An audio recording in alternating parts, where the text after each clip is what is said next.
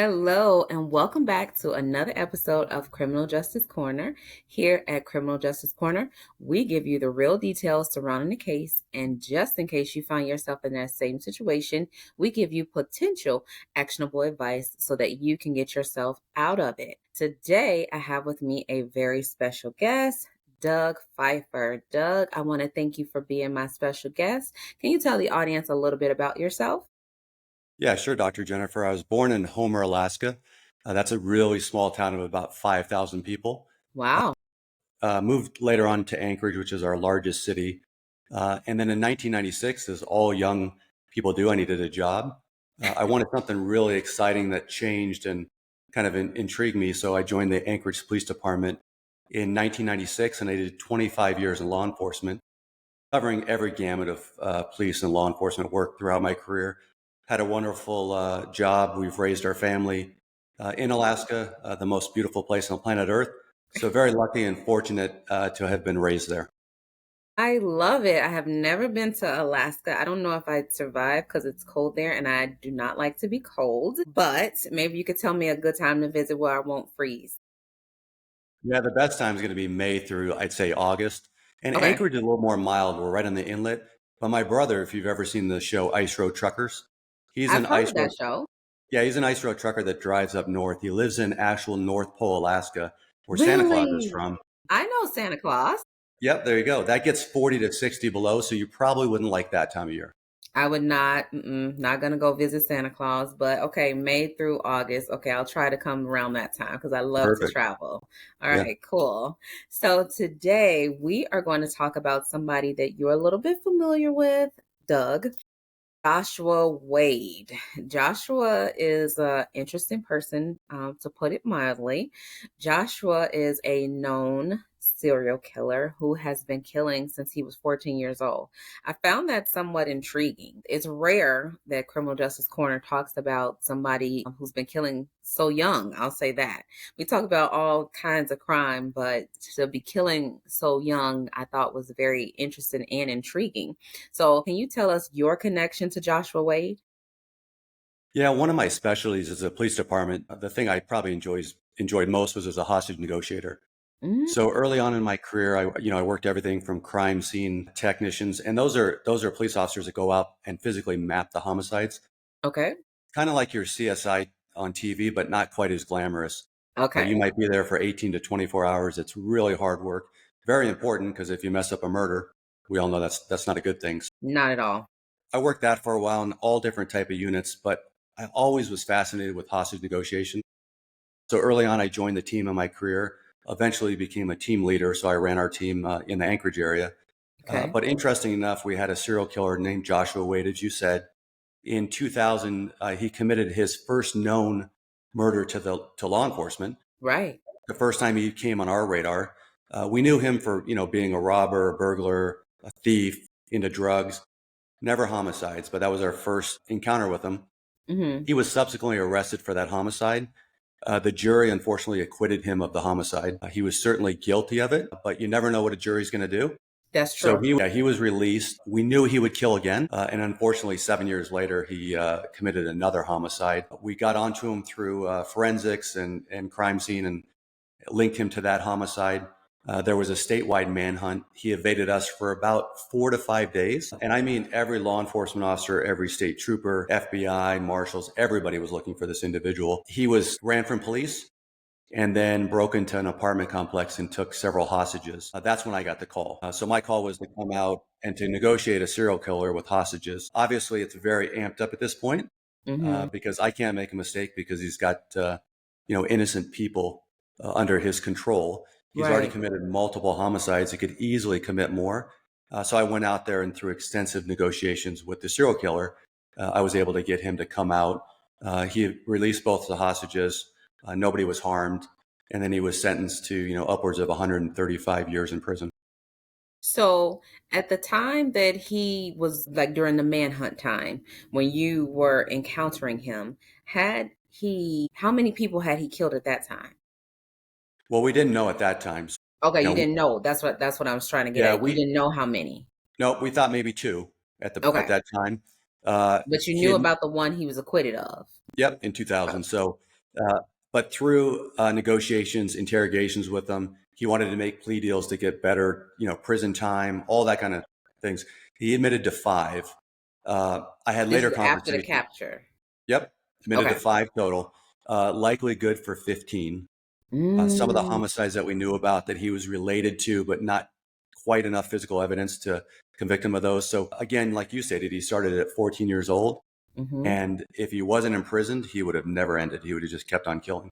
Wow. So if I'm a person on that original jury, because at that time when he was acquitted, how many do you know now that he had killed at that time when he was originally arrested and charged? How many had he killed at that point? Yeah, great question. If I had to, and I'm just going to guess this, I'd probably say he'd be in that 5 to 7 range at that time, and then But it was many, only many charged for more. the one. Yeah, and many, many more after that. So probably he was midway through his killing spree at the time. But again, serial killers in my conversations with them, they have no empathy. He Right. could literally commit a homicide and then go eat lunch right after and never Yeah. think twice about it. Right. But if I'm on that jury, because I do have empathy, I'm going to feel bad because we, as the jurors, let him go. So had we convicted him as jurors, we could have stopped that killing spree. But of course, because we as jurors felt like the evidence was not there, we let him go. And so that meant that he was free to kill again and continue on his killing spree. So those jurors have to actually live with that now. It would be tough. I never second guess a jury, and here's why. Is on that particular case, Wade is a serial killer. And again, I tell people that serial killers can be of very high intelligence. Now, the Definitely. crimes they commit are not good and they're bad for Right. society, but they can be very, very intelligent. He was just such that serial killer. What he did with that initial crime scene is he invited friends, associates, gang members to visit where the murder happened, which So they contaminated it. contaminated it. Oh yeah, and we hadn't found that site for a week. Oh Eventually, man. we had somebody tell us about it, and that's how we got onto the murder. It was so contaminated that I hate to second guess a jury, and that was by Hmm. design. The serial killer did this on purpose. Yeah, he did. Pretty smart, if you think Yeah, about it, by absolutely. forensics. So unfortunately, we weren't able to convict. I don't ever blame the jury. Do I wish they would have convicted him and put away for life? Of course, because subsequent victims would still be alive today. But it's Right. hard to guess what went through their mind at that time. No, and I definitely know that the jury has to go with the evidence. I'm definitely not blaming them. I just feel like we said, the empathy, because we feel it, because we're not serial killers. We have those feelings. We have that, that those thoughts late at night. We know serial killers, they lack that. So it just makes me think about, like, man, how do they feel now? Because they're still here. Because we know that Joshua, because that's another mystery. We know that he has passed. He's since passed, and that's a mystery. Can you tell us about that? Sure, the mystery unravels a little bit more, and I'll tell you why. As a negotiator that negotiated him out after the second murder, and then Okay. he was subsequently convicted, I was also at the police station and helped talk with Joshua Wade post murder. We Hmm. had somewhat of a rapport. When you talk to somebody, my job as a negotiator, whether you're a serial killer or not, is to build rapport so Absolutely. that you trust me in what I say. It seems odd, but it has to be done that way because we protect Yeah. lives. And Yes. ultimately, I want him to come out safely and not hurt anybody else. We got to that. He was convicted, like I said, of 135 years. But I always, in my mind, I knew about those other murders. I knew he was Yeah. connected, related to those murders. Didn't have the evidence. So when I retired in 2021, I thought I'd reach out to Joshua Wade in prison, Really? On very your unusual, own? on my own, Okay. to maybe help solve some of these homicides and get closure for the families, many of which still live in Anchorage, Alaska. Wow. It must be brutal for those families to live and not know what happened to their loved ones. Exactly.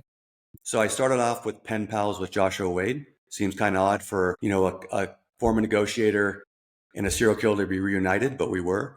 He So immediately what? wrote Wait. back. What was that first letter? What did you say to get him to respond to you? Tell me that. Yep, I used my negotiator skills. So I said, Okay. you may not remember me. I'm the negotiator that talked with you.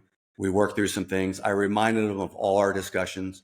When you're a negotiator with a serial killer, it burns in your brain, that conversation. I can remember it today like it happened yesterday. You just can't. Okay. So I went through that. I say how we worked it out. I talked to him about additional victims.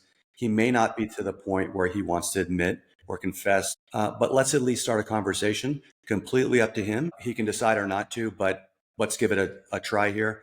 He wrote back and he said, I think we should. So we wrote back and forth, became pen pals for a while. Eventually in prison, they get little iPads. I didn't know this. They can text. We started texting back and forth, just You like you gave and him I your would. phone number? I have a different phone number for that. Okay. Yeah. Okay. It's a separate phone number, but we text back and forth. And eventually I was able to call into the prison. He was able to accept these phone calls, which I recorded, and we walked through these homicides. You recorded them and they allowed him to talk on the phone. So first it was text, they allowed that, and then they allowed him to actually talk on the phone. This is legal in the jail. The prison, I'm Absolutely. sorry. And even the jails record it, which is perfectly fine. Okay, And I yeah. recorded it too. So it went from letters to text to actual phone calls. And So I you had had about, truly built up a rapport with him to some degree. yep. And I kept building it, right? That's the whole thing here. It's almost like a chess match. I have to build that Yeah. rapport before Yeah. you get into the serious type things. So Okay. over about 6 hours of conversation, I really worked that, got him to where he wanted to give up some of those additional homicides. Mm, He would give little crumbs of evidence, not completely. He wanted to be put in a better prison, as okay. all prisoners do. So he wanted Absolutely. me to arrange that, right? To kind of guide that with the DA or the prosecutor to get him a better prison. What I said is I'd need a lot more. Before I use my former profession to contact them, I want to make sure that you're ready. So we kept working this. We kept working this. He wanted to get released back to general population. He Because was where in was essence, he? he was in Indiana, but he was in solitaire. So in essence, he had 23 hours locked down a day. Well, you said Indiana, Indiana the state? The state, yep. Okay, so he was no longer in Alaska, he was in Indiana, and he wanted to be in general population. In Indiana. It's very common for Alaska because of our size and our prisons that we do ship out a lot of inmates to Okay. serve their time in other states. Very, very I didn't common. know that. Okay. Yep. So he was sent there serving his time. He wanted to be in general population. So during our discussions, he was eventually released into general population Mm, and then overdosed. It's a new synthetic type dope. It's similar to fentanyl, but 3 times more lethal. So he got that dope in prison and overdosed while he's in prison. Very unfortunate for me because we were extremely close on solving some of these. What he did, he gave a lot of information on witnesses, on things that only he would know as the killer. hmm. So I'll continue to investigate those. We'll see where those leads will go, even though he's dead. And that's not a bad thing that he's dead because he's, in essence, he's the devil. But I would like to still work on those and see if we can solve them through some of those witnesses that he provided. Whether that happens or not, I don't know at this point because his death is rather recent. But that's Yeah. my contact post-incarceration, which again is quite unique for law enforcement and criminals to touch base after. Now, how did he get the synthetic drugs? Is that normal to get that in prison? Yeah, what I tell people is anything you can get on the outside, and I mean anything, you can readily get on the inside. I learned that over my 25 years as a cop. Really? I didn't Yeah, know that. it's yeah, and in my recent book, which I write about Alaska cases, I Okay. I yeah, I tell about that in my book about a young gentleman that was getting heroin in prison, which I didn't believe, and then I found out how prevalent heroin is in our prison system. Right now, What? fentanyl and other synthetic drugs are hugely popular. And since there's a financial market, it doesn't matter if it's on the inside or the outside, it gets there. What is the name of your book? My book's called 50 Shades of True Crime, and it's a play Mm, off 50 Shades of Gray. But what I yes. did is I love true crime. I worked it my whole life, but Yes. I didn't want to come out of the box as an author with the standard true crime. Yes. So I took the most sexually deviant cases in my 25-year career. Most of them are based in Alaska, and I put it all into this book. So it spans the gamut. It's very extreme. It's raw. It's unfiltered. It's straight from the cop's mouth on these investigations. So it'll shock people reading. And these are people that live next door to you. These are your coworkers. These are Really? family members that you would never suspect in these type of incidents. So I kind of document that all the way through. The book's been insanely popular, but it's a much different read on true crime than what your audience might be used to. So 50 Shades of True Crime. Where can we get this book? It's everywhere. You can get it on Amazon, audiobook, Barnes and Nobles, anywhere books are sold, you can get it. You can also check out my website. It's dougpfeiffer.com, and you can watch the book trailer, some other audio of it. It's pretty slick. So go there, check it out. See if you want to read it. You can click on links and read away. You'll love it. I cannot wait to check it out. 50 Shades of True Crime. I love that title for the record. It's I very good. love Yeah. it. I love that. That's spicy. Yeah. The I book's like that. spicy. You won't put it down. The reviews on Amazon, which I appreciate, are they read it from start to finish. There's about 18 cases in there that I talk about. Really extreme. It's the chapters might be quicker reads, but people are loving it. They like to read it through because they want to know what happens on the next one. Exactly. Okay, okay. So back to Joshua. He drugs are readily available in prison, something that I did not know and possibly my listeners did not know. Now, secondly, did you know that he was doing drugs or using drugs in prison? Did you guys talk about that? We did. I talked about Hmm. how ready available drugs are in prison, and he made the statement that he can get whatever he wants anytime he wants. In solitaire, it's kind of difficult for him because he's locked down so much. That's another reason why he wanted to be in general I was population. just about to ask that. Do you Yeah, think that that was one of the reasons why he wanted to get out? it's absolutely the reason. Now, he didn't want to overdose, That was but going to be my again, next question. You're beating me to the punch, okay?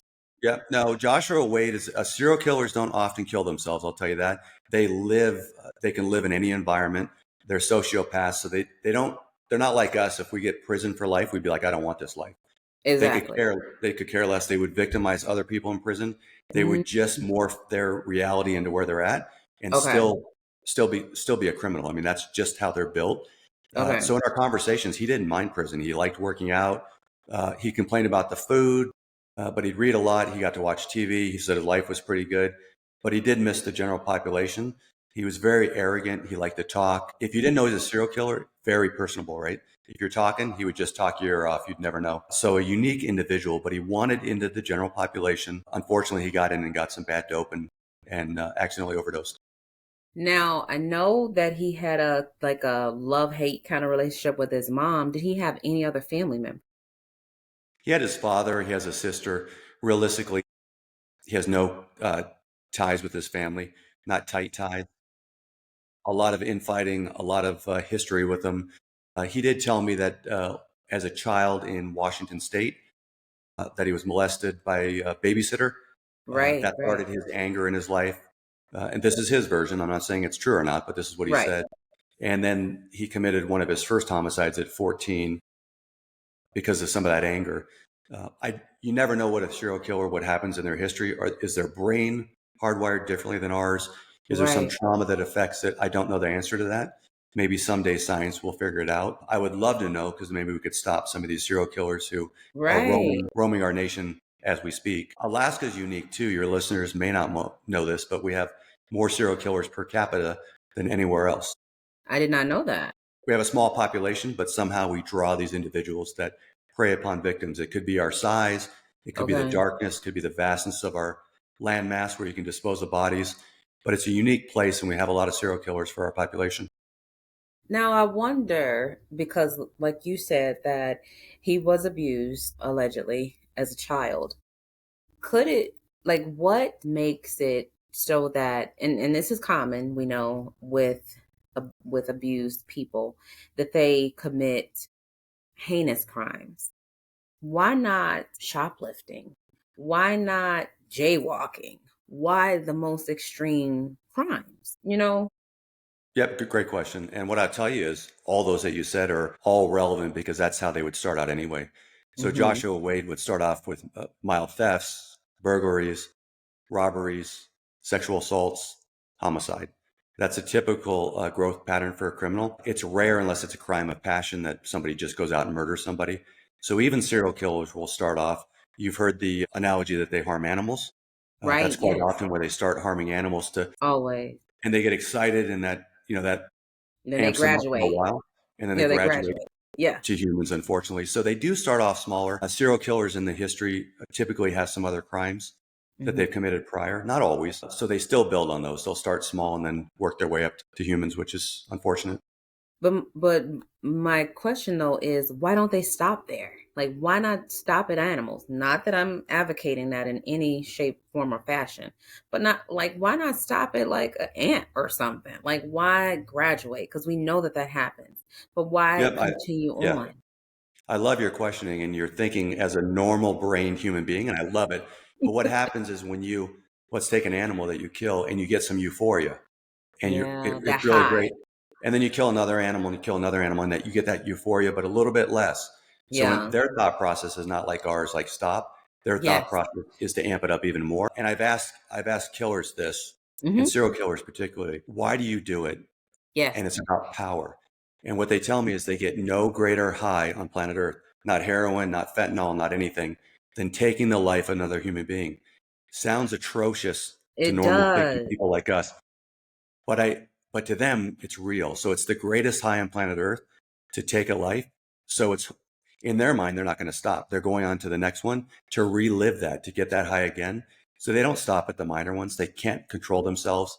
Their brain overpowers them and they kill again. I've often thought about it, but we think as normal humans, and Yeah. you can't think that way. Yeah, because I know me, I'm a logical thinker. That's across the board. I'm always gonna think logically. Now I can think different ways, but my default is logic. I'm always gonna be like, well, why not this way? That's I'm with you too. I like it. I'm a Yep. logical thinker. So it always baffles me. I know the science, I study criminal justice, so I get it. But I'm always like, why didn't they just stop here? But it makes sense that euphoria, because it's the same thing with a drug addict. They're chasing that high, and it's just a different high with criminals. Absolutely. Yeah. Yeah. Now, another thing with Joshua Wade, is he the most prolific criminal you've encountered? Boy, we've had a lot in Alaska. We had Israel Keys, he's another serial killer. He would travel outside of Alaska and commit homicides in the US. Ah, I mean, really thought out and well planned. He would fly to Chicago, he'd bury a coffee can with a gun, cash, fly back to Alaska, later on fly back there, dig it up, rent a car with cash, drive across the country to Maine, commit homicides, drive all the way back, fly home. Very hard for law enforcement I was just to about to say solve. that to try and throw you guys off his trail. Really smart if you think about it. I mean, it's really hard to track. I don't know how many homicides he actually committed. Again, unfortunately, he died in prison as well, but he's probably good for a lot. Joshua Waite's probably around 15. We had Okay. some early serial killers before my time on the police force that killed Mm, many, many victims, but 15 is a high number. It's going to be right yeah. around there. So for in your time, your tenure in law enforcement, 15 is about the highest. Yeah, and it's going to be between Wade and Israel Keys. If we knew the breadth of all their homicides, they'd probably be very close. We just, unfortunately, we may never know. And we don't even know the commonality between these two, do we? No, not at all. No. Were they like around the same age even? That they were actually probably pretty close. Israel Keys was probably a little bit older. Okay. And his thought process, what he admitted to investigators at our department, was he knew that he should commit homicides outside of Alaska. He shouldn't commit them in our state because he might get caught. But eventually, that's how he got caught. He committed a homicide in our state. Unfortunately, a young woman he abducted from a coffee stand and murdered her. He said his brain took over. He could no longer stop it. He knew he should commit out of state, but he couldn't stop himself. And we were able to solve that and then tie him into these other murders. But that's a vicious killer. Yeah. They think differently. They plan this out. Right.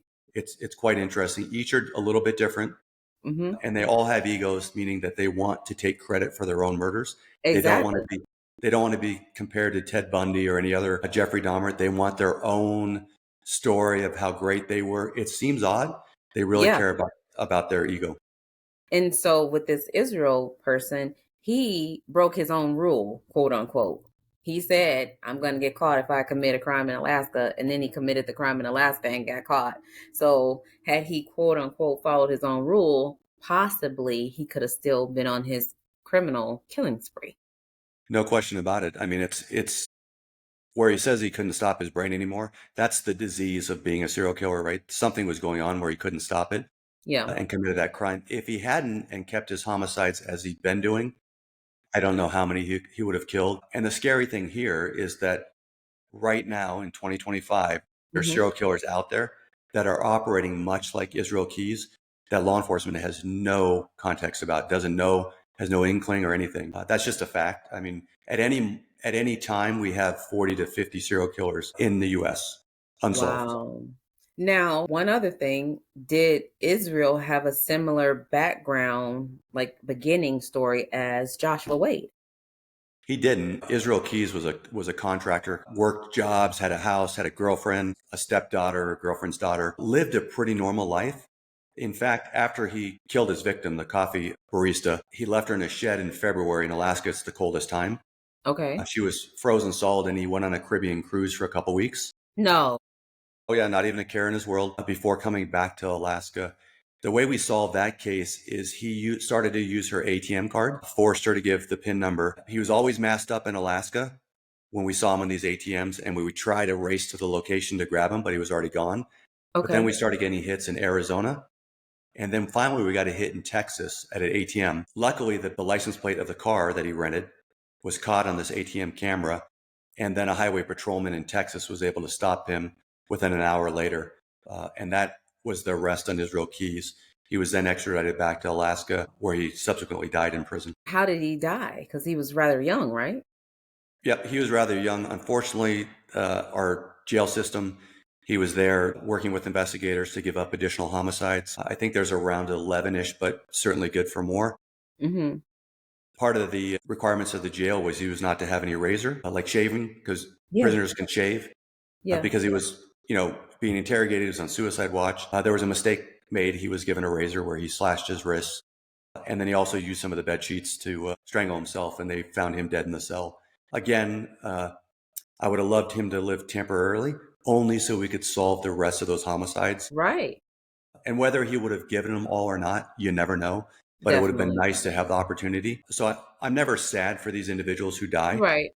It's safe. It's safer for all of us. But I And would love to have cheaper. closure and cheaper, yeah. And But I'd love cheaper to have for closure for the taxpayers. families. Absolutely. Absolutely. The opportunity to speak to them and try to get closure is always what we would want as humans. But I call it the coward's way out when they do that. Absolutely. It is totally the coward's way out because they want to have quote unquote control of when they die, but they don't want to face the music, if you will. Yep. And keeping those names, remember that's still power. Yeah, In my conversations with Joshua Wade, well, he gave several. He probably would have held some of them all the way to the end because he still has absolutely. that power of knowing those victims and it's never going to be solved. Hmm. But he also wanted things, and serial killers, like anybody, will trade better Absolutely. prisons, more time out in the yard so they can, Yeah. have sports, whatever. So those are all things you can trade, and you'd be surprised how little things can make a big difference in those confessions. So I think some of them, Joshua waits to be determined whether I can link enough with these witnesses to actually solve a homicide. We'll see moving forward. Unfortunately, I would have loved to have a few more hours with him on conversations to get some Totally. additional details. We can't do it now, but it was an interesting 6.5 hours of conversation with him. Now, I always like to leave my listeners with tips. So, what is a tip or two that you can give my listeners so that they can try and keep themselves safe when they're out, when they're just, going about their daily lives? Yeah, what I would say is the in my book, awesome book. You gotta check it out. I Great. love that. I love that cover. What I would say is, again, in the book, you're gonna see the most deviant sexual crimes ever committed, and these are a lot of sexual predators, obviously. But I dictate in the book and also talk about how safety and our everyday citizens keep themselves safe. What I'll tell your listeners is always follow your gut. Ah, Most of the crimes 95% of the crimes that I've ever investigated, the victim unfortunately felt or knew something prior but thought it's never going to happen to me. I can walk to my car in a dark garage. I can cross a dark yeah, alley. I know there's a stranger there, but I don't think he's going to be here for me. They knew inherently, the ones that lived, mind you, knew inherently that something was wrong. So I teach my own kids the same thing. yeah. If your gut feeling tells you something's odd, go to a public place. Don't walk through a dark garage. Stay where you're safe. That's the best advice I can give. And 95% of the time it works out. I love that. I love that. And I say that all the time. My tip of the day would be to tell somebody where you're at. So if you're going, let's say, out with a friend, you're going out on the town, just tell somebody where you'll be. So heaven forbid something happens to you, they'll know the last place that you were. So they'll have like a jumping off point to go look for you. So they're not like shooting in the dark. Something happens, they're like, well, I don't know where she was going. So they have no idea where to look for you at. So if they know, let's say you were going to the gas station, who cares? Wherever you were going, if you were going to the gas station, they know, hey, we're going to go start at that gas station. We know she was going there. We can have a jumping off point to go and search for that person at. Wherever you go from there, hopefully, they can track you from there, but at least somebody knows the last point of reference where you were. That's going to be my advice. Tell somebody where you're at, where you're going, where you're expected to be so that they have a point of reference for you just in case something happens. Because my motto is plan for the worst so the worst doesn't happen. Yeah, I like it. And also to follow up on that, if somebody's going to abduct you and they have a gun or a knife and they say they're going to harm you, fight. Don't go with them in a vehicle. And the reason being is because Really? if they're going to, if within an hour or two of an abduction, almost all victims are killed. So it's extremely rare that the police would have time, unfortunately, to track down an individual while they're still alive. So fight, because if they're going to murder you right there, let's say they're that deranged, they're going to murder you. Certainly, they're going to murder you wherever they take you. And there's going to be a lot of bad stuff that happens to you. Again, 99% of the time, they will not murder you in a public place. They'll simply leave and find a victim that goes with them willingly under threat. So you have to fight. You can't go in a car. I'll just tell you it's going to end badly. So when in doubt, fight, scream, scratch, whatever you got to do, get out of there, scream for help. They'll typically run away. And then at least you're safe for that moment. Well, that is really good advice and advice that I'm going to continue to share with my listeners because I did not know that one. Yeah, very important. That is important to fight because I don't know if I would have fought. It's hard, and I'm not judging anybody because you're under that shock and the Hmm. stress, and you think that you're going to get shot. But again, they're going to kill you later if they're going to kill you right there. If they're that deranged, so you got to fight and try and get away, because that's going to be your only point. Once they take you, I can count 1 out of 10 times in my career where we were able to save an individual post abduction. It's just so rare. Wow. Well, thank you for those tips. And can we get one more shot of that book, that Yeah. 50 Shades of Yep. True Crime? 50 Shades of True Crime. Yeah. You can get it on Amazon, Barnes and Noble is my website, dougpfeiffer.com. You'll never read a book like this, I promise you. Most of the cases are about Alaska. I don't want to scare your listeners. Still visit it. I've arrested most of those bad people, so they're safe now. So go see Alaska. It's beautiful. But you're going to think twice after you read this book, I promise you. Okay, but we're going during May through August so we don't freeze our buns off, right? That's our summer. It's absolutely beautiful. Okay, May through August, it's okay to come to Alaska, but we're gonna come out during the daytime and we're gonna lock our doors at night, right? Absolutely. Yep. Thank you so much, Doug, for being my special guest today. And I want to thank all of my listeners for listening. Please like, subscribe, and share Criminal Justice Corner. If you have not already done so, please tell a friend to tell a friend about Criminal Justice Corner, and we will see you on the next episode. Thank you.